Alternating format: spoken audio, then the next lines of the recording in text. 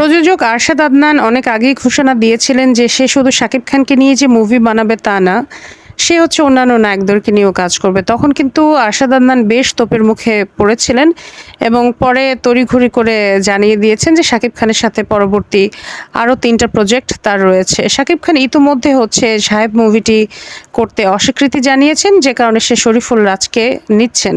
শাকিব খানের কাছে আগেই অফারটা গিয়েছিল, কিন্তু সে এই ধরনের ঘরানার মুভি আর করতে চাচ্ছে না। সে চাচ্ছে মারদাঙ্গা মসলাদার অ্যাকশন টাইপের ফিল্ম করতে। কিন্তু সমস্যা সেখানেও না, সমস্যা হচ্ছে সে বলছে আরশাদ আদনান যে তুফানের রেজাল্ট দেখার পরে সে নাকি শাকিব খানের সাথে নতুন মুভির ব্যাপার নিয়ে বসবে। তো এটা অনেক ফর্মাল একটা কথা হয়ে গেল না? শাকিব খানের সাথে কি আপনার এরকম রিলেশন? আপনাদের রিলেশন তো বন্ধুত্বের। কিন্তু আপনি তো এখন দেখতেছি একজন প্রযোজকের ঊর্ধ্বে মোটেই যেতে পারেননি। এবং আপনার কথাবার্তা শুনে মনে হচ্ছে যে আপনার আর ইকবালের কথার ধরন একই রকম। বলা যায় এত প্রফেশনালিজম, ফ্রেন্ড আবার ডাকেন, বলতেছেন সাকিবের খুব ভালো বন্ধু, মিডিয়াতে আবার আপনার সাকিব খানই হচ্ছে সবচেয়ে বেস্ট ফ্রেন্ড।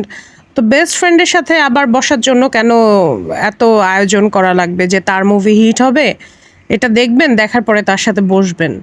এটা তো ফ্রেন্ডের হইতে পারে না। আর আপনার কি মনে হয় যে তুফান মুভিটা হিট হবে না?